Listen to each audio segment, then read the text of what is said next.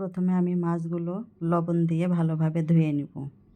এজন্য কিছুটা লবণ দিয়ে ভালোভাবে হাত দিয়ে নাড়াচাড়া করে ধুয়ে এক হাতে ভিডিও করতেছি আর এক হাতে মাছ ধুচ্ছি। এজন্য ভালোভাবে ভিডিও করতে পারছি না, ধুতেও পারছি না। মাছ ভালোভাবে ধোয়ার পরে লবণ, হলুদ, মরিচ দিয়ে আমি মেখে কড়াইয়ে আগে তেল দিয়েছি।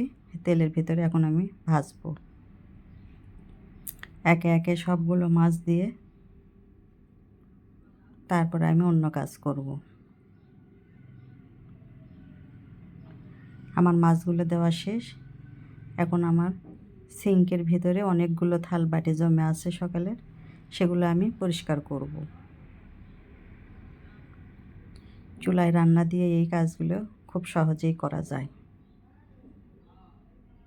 আসসালামু আলাইকুম সবাইকে। আশা করছি সকলে ভালো আছেন। আমি আলহামদুলিল্লাহ ভালো আছি। নতুন একটা ভিডিওতে আপনাদের সবাইকে স্বাগতম। এখন এখানে আমি আলু আর পটল ধুয়ে রেখেছি, টমেটো, পেঁয়াজ কেটে নিয়েছি। এগুলো দিয়ে আমি এই মাছটা রান্না করব। এক কড়াইয়ে মাছ দিয়েছি,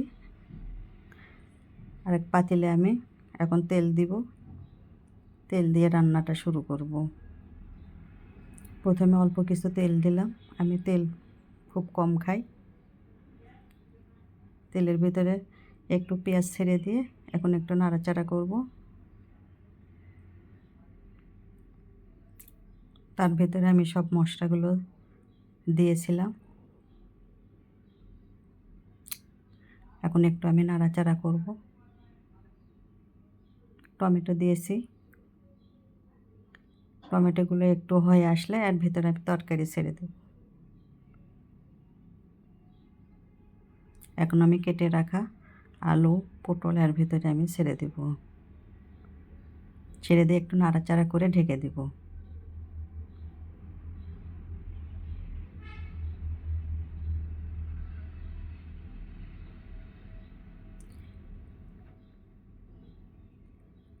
এখন ঢেকে দেওয়ার পর পরবর্তীতে একটু খুলে আবার একটু নাড়াচাড়া করে দেব। আমার তরকারিটা এরকম কালার এসেছে, অনেক সুন্দর হয়েছে কালারটা। টমেটো দিলে তরকারি কালার আরও বেশি সুন্দর হয়। এখন আমার তরকারি এরকম হয়ে গেছে। এখন আমি এ পর্যায়ে পানি ঢেলে দিব।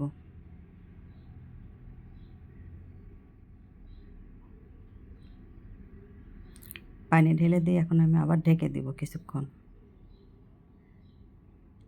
তারপর হওয়ার আগে আগে আমি মাছটা ঢেলে দিব। এর পর্যায়ে এখন আমি এই তো বলক হয়ে বসেছে, এখন আমি মাছটা ঢেলে দিয়েছি। এখন মাছ দেওয়ার পরে একটা বলক দিয়ে আমি নামাবো। এই তো আমার বলক হয়ে এসেছে। এখন আমি আর ভিতরে জিরার গুঁড়ো দেব। জিরার গুঁড়ো দিলে তরকারির স্বাদটা আরও বেড়ে যায়। আমি আশা করছি আপনারা সকলে আমার পাশে থাকবেন। যদি আমার ভিডিওটা ভালো লাগে একটা লাইক, কমেন্ট, শেয়ার করে অন্য কেউ দেখার সুযোগ করে দেবেন। ধন্যবাদ সবাইকে।